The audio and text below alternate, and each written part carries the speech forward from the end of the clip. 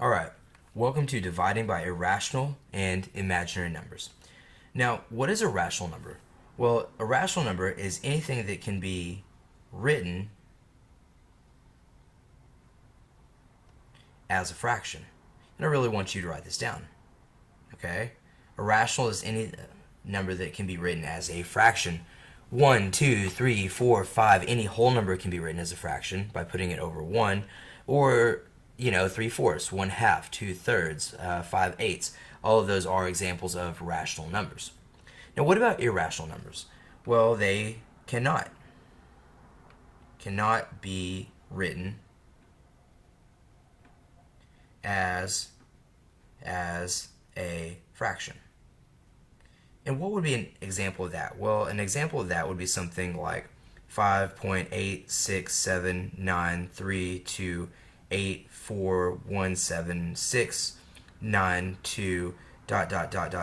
Something that is a non-repeating, something that is a non-repeating infinite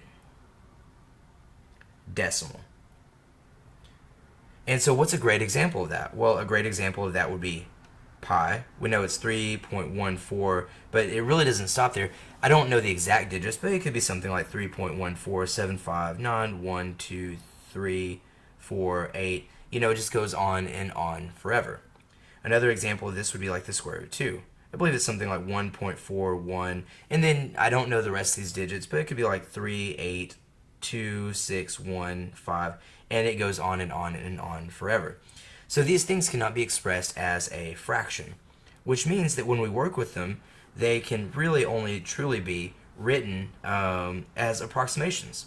If we use a decimal, we can only write it as an approximation. Well, this sometimes presents a problem. So let's take our very first example. Let's say I have the fraction 8 over the square root of 2. Well, we do not, and I'll say this again, we do not want an irrational number, because the square root of 2 is irrational. We do not want an irrational number in the denominator. We do not want an irrational number in the denominator. And some of you might be asking, why am I using a hashtag? Well, the hashtag is the number symbol. It stands in for number.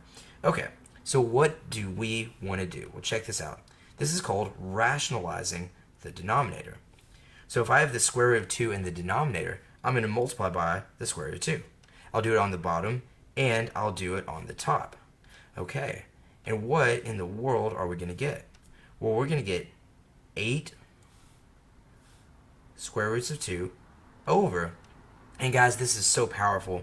The square root of 2 times the square root of 2, I'm only going to show this one time. The square root of 2 times the square root of 2 is really the square root of 2 squared. Well, what do we know? We know that a square and a square root cancel, and this will leave us with 8 square roots of 2 over just 2. And one more time, what do we call this? This is called rationalizing the denominator. Rationalizing the denominator. Now notice something here too, is that this can actually even reduce. 8 divided by 2 is 4 square roots of 2, and there is our final answer. All right, let's move on to a second and much quicker example. Okay, here we have example 2, 3 over the square root of 7. Well, we want to rationalize the denominator by multiplying by the exact same thing, square root of 7 times the square root of 7, and what we do in the bottom we have to do in the top. Well, what is 3 times the square root of 7? Well, that's easy, it's just 3 square roots of 7.